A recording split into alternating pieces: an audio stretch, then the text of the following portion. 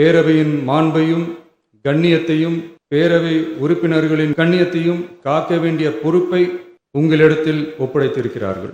தற்காலிக பேரவைத் தலைவர் பொறுப்பில் மிக சிறப்பாக பணியாற்றிய நம்முடைய உறுப்பினர் திரு மூவி கருப்பையா அவர்களை சந்திக்க நேற்றுக்கு சென்றிருந்தேன்.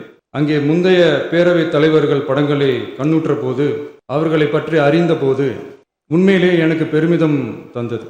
ஏனென்றால் எடுத்துக்காட்டாக விளங்கும் திரு ஜே சிவ சண்முகம் பிள்ளை, டாக்டர் யு கிருஷ்ணராவ், திரு எஸ் செல்லப்பாண்டியன் அவர்களுடைய வரிசையில் மிக சரியான ஒருவரையே நாம் முன்மொழிந்துள்ளோம் என பெருமை அடைந்தேன். அதே போன்றுதான் நம்முடைய பேரவை துணைத் தலைவர் அவர்களும் நீங்கள் இருவருமே மிக சாதாரண குடும்பத்தில் பிறந்து மக்கள் பணியாற்ற வேண்டும் என்கிற அவாவில் செயல்பட்டு வந்தவர்கள். குணம் நாடி குற்றமும் நாடி அவற்றுள் மிகை நாடி மிக்க கொளல் எனும் வள்ளுவரின் வாய்மொழிக்கேற்ப சட்டமன்ற நடவடிக்கைகள் சீராக செம்மையாக அமைதியாக நடைபெறும் வகையிலும் சட்டமன்ற ஜனநாயக பண்புகள் நெறிமுறைகள் பேணி பாதுகாக்கப்படும் வகையிலும் இந்த அவைக்கு பேரவைத் தலைவரும் பேரவை துணைத் தலைவரும் பெருமை சேர்ப்பீர்கள் எனும் நம்பிக்கை எனக்கு உண்டு.